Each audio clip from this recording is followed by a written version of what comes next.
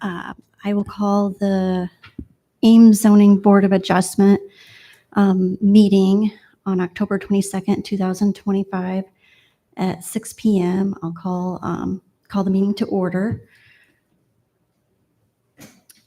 So the Zoning Board of Adjustment is a quasi-judicial board created by the City of Ames. The board's purpose is to decide on applications, special use permits, exceptions, and variances to the zoning ordinance, applications for conditional use permits in the floodplain, requests for reasonable accommodation because of a disability, and appeals the decisions of the zoning enforcement officer. As a board of the city, we welcome all testimony. We make our decisions based on the facts and the evidence as allowed under our city code and presented in open meeting. Testimony before the board must be given under oath or affirmation. If the proceedings become lengthy, we may ask that testimony be focused on new facts or evidence not already presented. We ask that you come to the microphone if you wish to speak so that your testimony would be audible and may be recorded.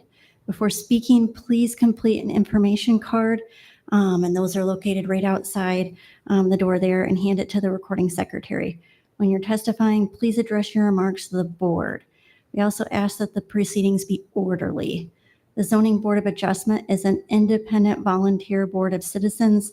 We are not part of city administration, and we are served in our efforts by the following folks. Vicki Feilmeyer, Assistant City Attorney. Parker. Oh, okay. Okay, Parker Walsh, City Planner, and Natalie Reckmeyer, Recording Secretary. The order of proceedings for each application will be as follows. First, an oral statement summarizing the issues and procedural steps will be presented by staff. Second, testimony and evidence will be presented by the applicant. Third, testimony may be heard from any members of the audience who wish to speak either in support of or in opposition to an appeal. Fourth, the board will give the applicant and the city staff and attorney an opportunity to present closing and concluding summaries and arguments. And finally, the board will discuss the issues and evidence and come to a decision. So the first item on the agenda for tonight is the approval of minutes from the last meeting, which was on October 8th, 2025. Anyone care to make a motion? I'll move to approve the minutes. Second. All right, White House moved approve, and Kaler. that's right, Kaler is seconded. I'm going to abstain because I wasn't here. All in favor of approving the minutes from the last meeting, say aye. Aye. Any opposed? So then the minutes from the last meeting are approved. The next item on the agenda is the public hearing on a variance request to allow construction of a detached garage greater than 900 square feet and exceeds the 30-foot cumulative garage door limit at 2612 Woodland Drive. And that's parcel number 09-16-400-210. And so I'll turn it over to staff to make some opening remarks. Good evening. I'm Parker Walsh, and tonight I'll be going over the variance application for 2612 Woodview Drive. The property is shown here on the corner of Oakwood and... We can't see it, Parker. Oh, Projector's off. Yep. There you go. Thank you. So the property is shown here at the corner of Oakwood and Woodview. And this application requested initially come to the city as a request to exceed the 900 square foot maximum size allowed for an accessory structure. At the same time, they also requested to allow more than 30 feet cumulative garage door opening width.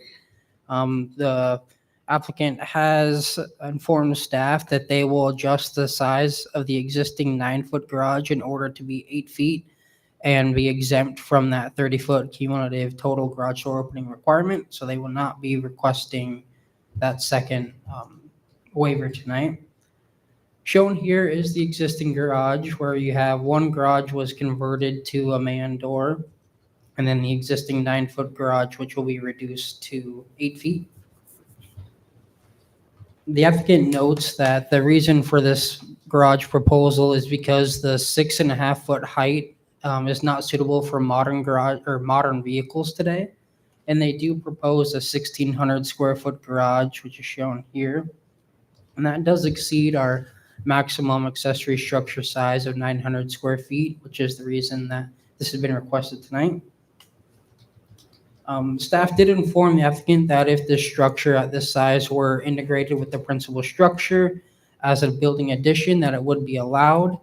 However, if you look at this photo, you can see that the garage is partially submerged, and they evaluated the opportunity to have it as an addition and determined that due to structural alterations, that would not be a viable option.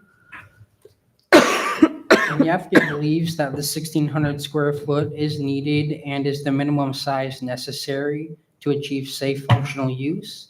They have also received several signatures from neighboring properties in support of this request. Next, I'll go into the variance criteria, starting with the practical difficulties faced are unique to the property at issue and not self-created. The change in grade, as shown here, as you come off the drive and slope down towards the garage, you can see that change in grade. And it is partially submerged garage that would make construction of a garage addition to the principal structure challenging. However, the site is large at 35,000 square feet and relatively level within the rear of the property. And so while it may be difficult to construct a garage addition, constructing a garage that would comply with that 900 square foot requirement is not restricted by the size of the lot. And the decision to construct a 1,600 square foot detached garage is a code conflict that is self-created, as they could meet the standards. Therefore, the board can conclude that this criteria is not met. Moving into the second criteria, granting the variance will not significantly alter the essential character of the surrounding neighborhood. The property is located in a neighborhood with large single-family lots, so several of these homes in the area do have large attached garages that do exceed 900 square feet in size. And the proposed is a 1,600 square foot garage on a 35,000 square foot size lot. This would only be approximately 10% of the total building coverage, which is under that 35% maximum allowed by the zoning code. And a new 1,600 square foot garage, although in this version would be detached, it would not significantly alter the character of the surrounding neighborhood due to the large lots and setbacks in the area. Therefore, the board can conclude that this criteria is met. Moving into the spirit of the ordinance shall be observed even when the variance is granted. Per the code, accessory uses are intended to be clearly incidental and customary to and commonly associated with the operation of the principal use. Accessory uses are permitted. You could construct a 900 square foot garage, provided that they are subordinate to the principal structure and meet the other relevant code. And the garage shown here has a footprint of 1,600 square feet, while the footprint of the existing house, including the existing attached garage, is only 1,400 square feet. So the garage does exceed the footprint size of the principal structure and would not be clearly subordinate in terms of footprint. If the variance were denied, the homeowner also has the option to move forward with constructing a 900 square foot garage on property. And a variance is not consistent with the intent of the ordinance if alternatives for development do exist that would not otherwise require the request here tonight. Therefore, the board can conclude that the criterion is not met. Moving into the final criteria staff looked at, substantial justice shall be done as a result of granting the variance.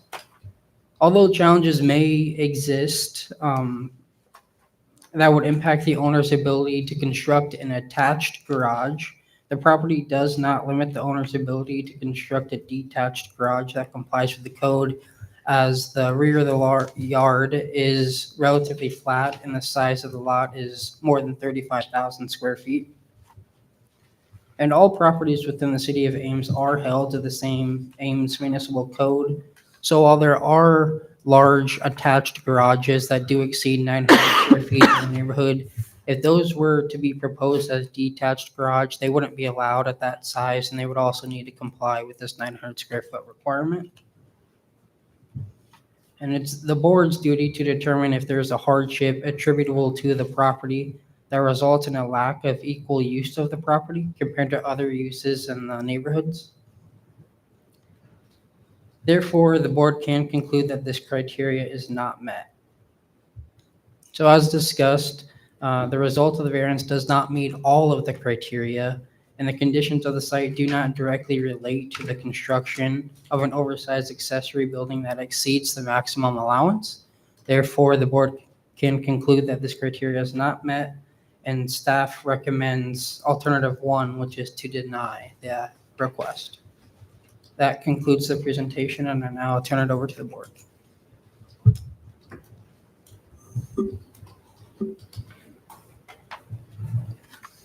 Any questions for staff of the board? No. No. All right.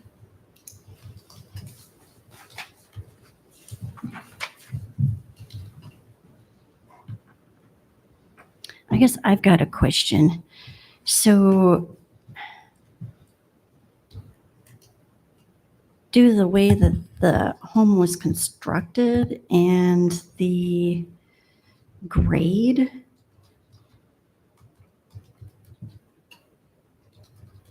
I guess for the driveway, for factor number 1, does the staff believe that that would constitute a practical difficulty that's unique to the property, not something created? Only in regards to having the garage attached. The lot itself does not constitute a practical difficulty because they could still construct a 900 square foot garage.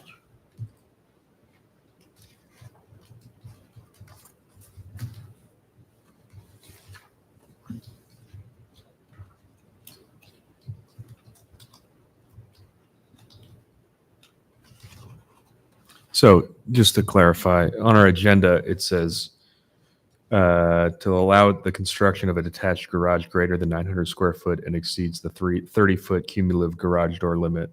The 30-foot cumulative limit is being addressed, or is that part of this application as well? That is being addressed, and that request is no longer needed. Okay, Okay. so it's just the size of the garage and whether or not that presents a practical difficulty. Correct. Okay. That's what we're looking at tonight. Okay.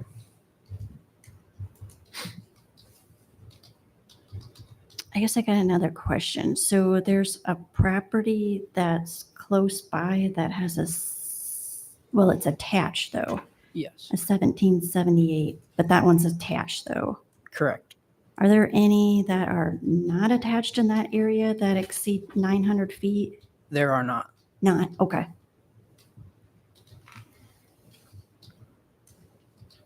You know what the limits are on attached garages in this area? How many they could have? Yeah. They would be allowed to construct more than one up until they hit that 35% building coverage maximum. Okay. Again, they would be limited eventually by that 30-foot cumulative garage door width. That would be a factor if they constructed more than one. Okay.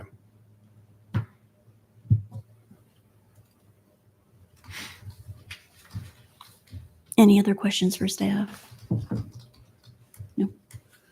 All right. And then does the applicant wish to be heard? You can come forward. Have you filled out a card? Okay. And then can you raise your right hand? Do you sort of tell the truth? Yes. And then can you state your name and where you live? Yes. Alicia Raybeck, and I am from Colo, Iowa. Okay. And then you can say whatever you want in support of your application. So when working with the Flennikins on designing their garage, some of the factors that they had identified was the number of vehicles that they had. And so they've got 5 vehicles right now that are needing to park within the grass, which is not looking as good as it could from a curb appeal standpoint. And so they're hoping that a larger garage would be able to accommodate and protect the number of vehicles that they have because they have a large family.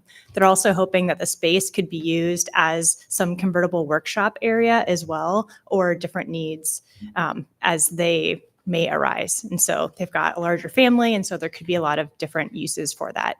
When trying to attach, we did a few different designs, and none of them seemed like they were going to be a good accommodation for them. Either it was going to require significant cost, or it would actually disrupt curb appeal in the way that it needed to be attached to the house, since it does need to be set back about 10 feet. So they would either need to add a very large structure in connecting it, or find a way to configure a breezeway. And neither of those options were something that was palatable to the clients.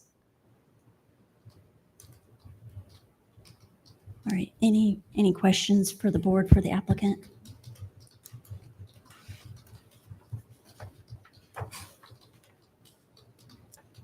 I don't think so. Okay, all right, thank you. And then is there any member of the audience who wishes to speak in support of or opposition to the appeal? All right, you can come forward.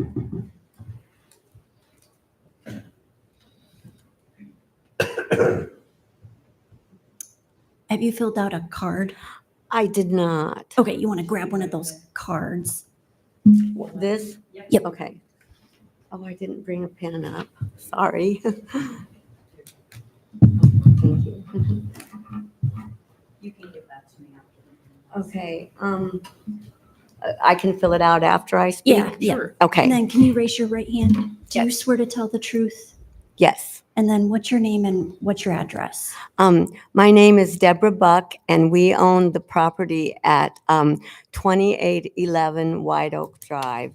And so we received a letter that we live within 400 feet of the proposed thing. And I just wanted to say that, we do not object to this proposal. So, yeah, we have no objection to it. So, as a neighbor, and I'll fill this out and turn it in. And then does any member of the board have questions yeah. for this member of the audience? No. No, all right. Oh. And just make sure you fill out the rest of that. Okay, I would say their property is right across from a gigantic church. There's a church, across on the other side of Wood. what's it Oakwood. called? Oakwood. Yeah, Oakwood, yeah. So anyway, it's right across from a really large structure. Okay. Well, thank you, ma'am. All right, is any other member, you want to come up, sir, to the podium?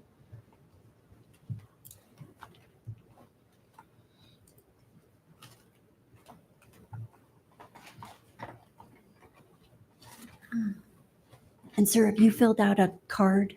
I had not filled out one. All right, just I'll be fill happy. one out, and we'll take it right when you're done. Okay. Can you raise your right hand? Certainly, Do you swear to tell the truth? I certainly do. Okay, and then can you state your name and where you live? Okay, my name is Edwin Buck, B-U-C-K, and we own the property that, well, this is my wife Debbie, so Okay. it's the same property. Anyhow, is that sufficient? Yeah. Yes, yes. Okay.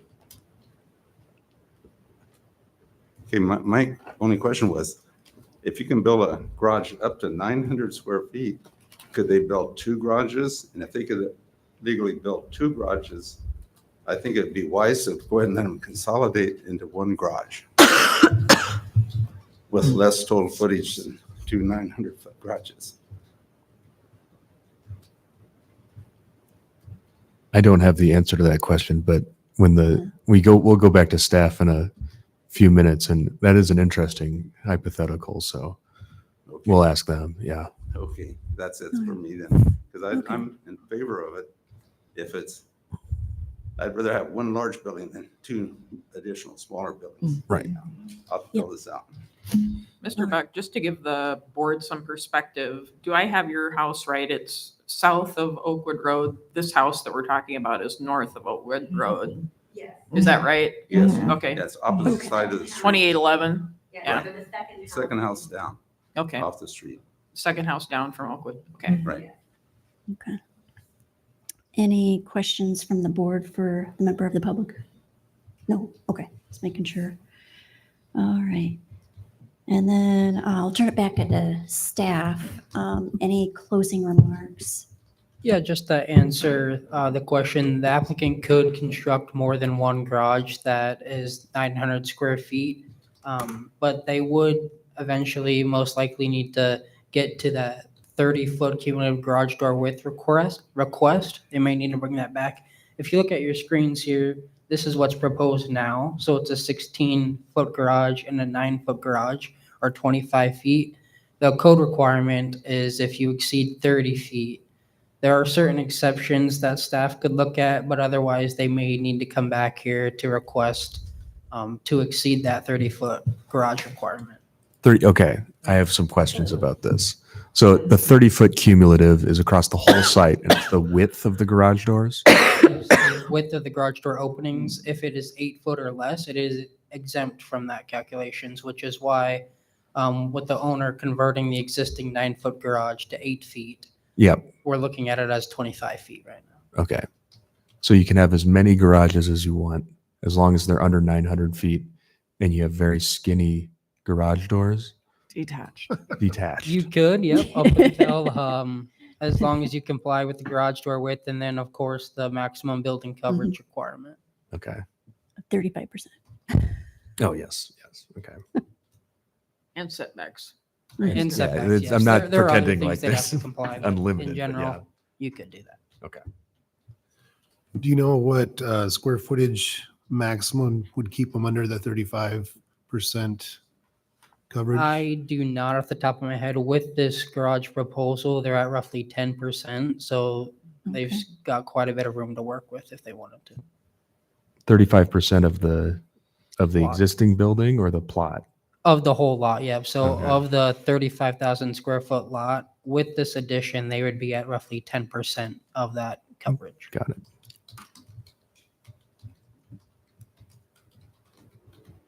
All right, any additional questions of the board for staff? Nope. All right. Any concluding remarks from the applicant?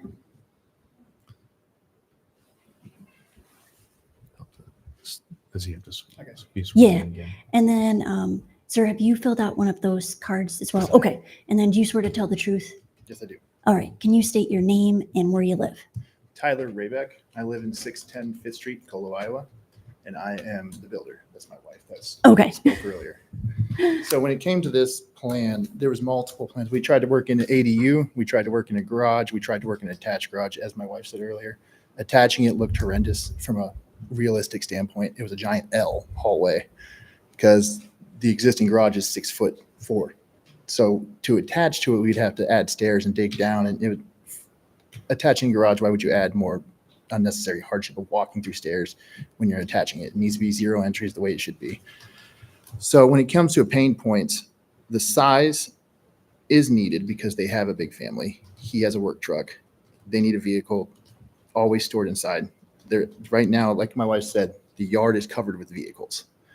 So either, we're going to have to come to agreement with this because this, I'm not very good at speaking. Sorry, guys. It's okay. But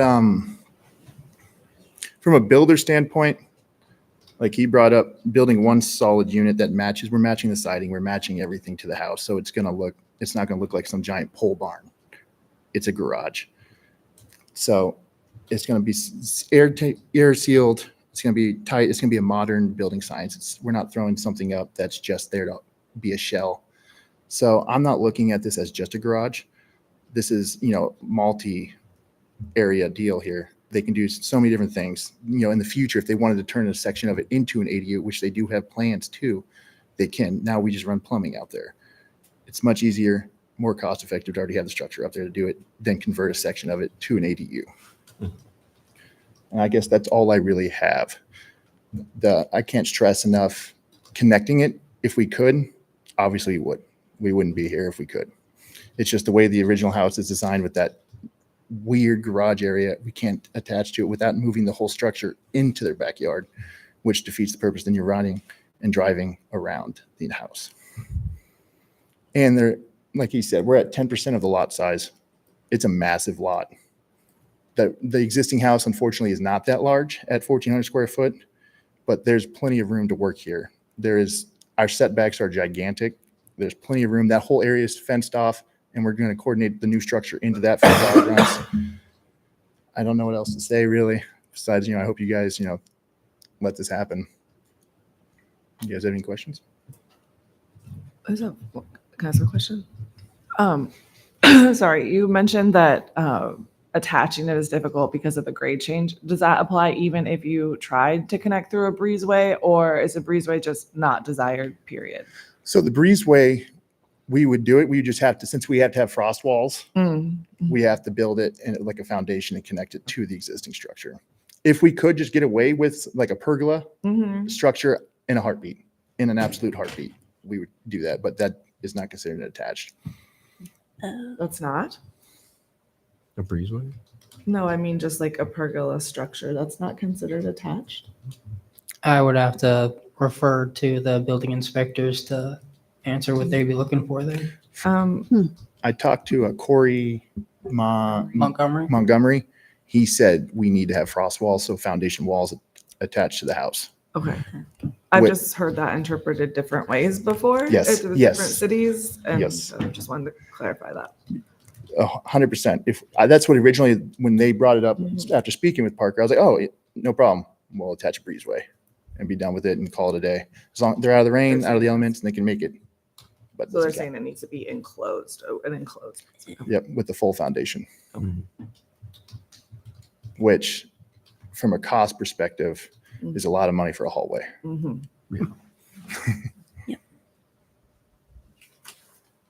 Any other questions? No? All right, thank you, sir. Yeah, thank you, guys. All right.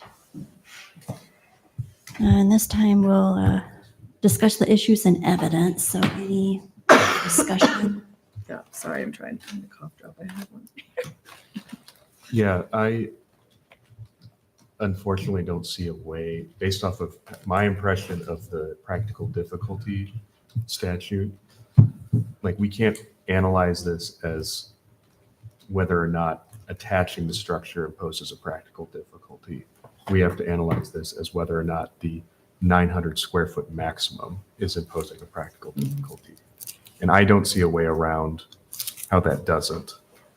I will say, I think in a neighborhood with plenty of garages exceeding 900 square feet, I was under the impression that we can make zone or suggestions to city council on zoning amendments. You can. That would be one that I think this particular neighborhood probably would make sense for, like if existing structures exist and we can therefore conclude that this is not out of character to allow a larger garage, then I think maybe the zoning code should reflect that. But as it stands now, I don't see how we can approve this ordinance.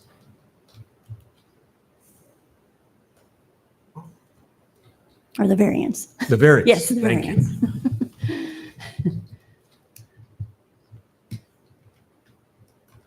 Any further discussion?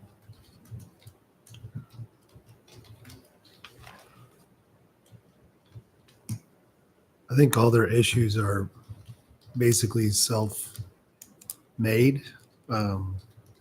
They could design the smaller garage. Their family is large. That's also in their control. But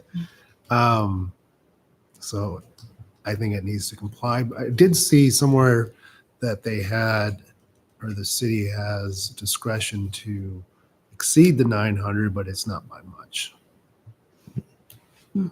Well, if I were to make changes to the zoning code, it wouldn't allow for a garage that exceeds the footprint of the house. I think that's pretty incongruent with what is considered. I mean, like then is your house the accessory structure if the, Right. the garage is bigger? But I don't know. Maybe we should, if we're going to consider making a suggestion to city council, I think we should first handle the variance. Mhm.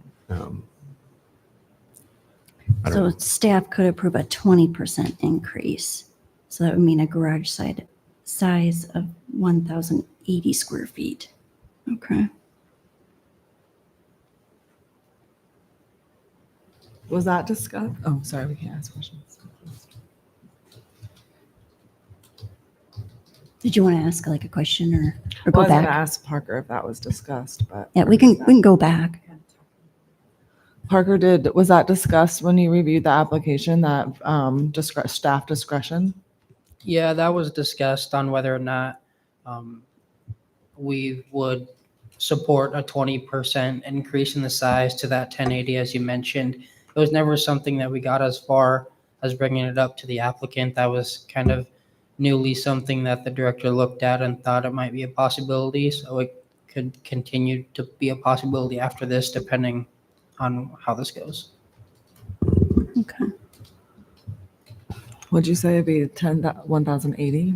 Yep, 1,080 square feet. That would be the 20%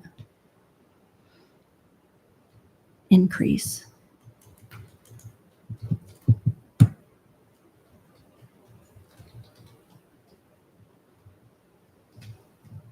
Any other discussion? Or would entertain a motion if there is no discussion?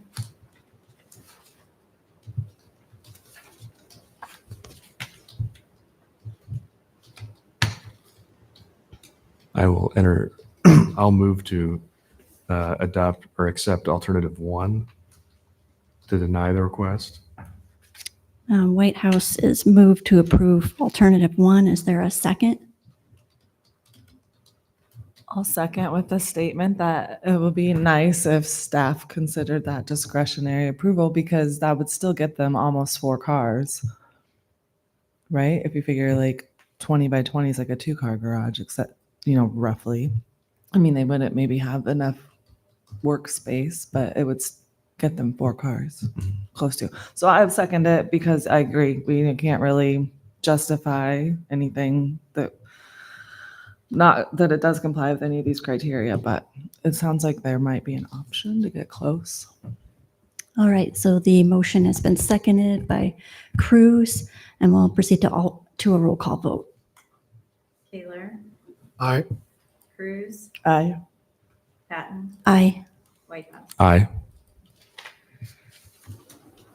All right, the motion has been approved in terms of alternative number 1, which is the Board of Adjustment denying the request for a variance based on the staff's findings. Any person desiring to appeal this decision to a court of record may do so within 30 days after filing of this decision.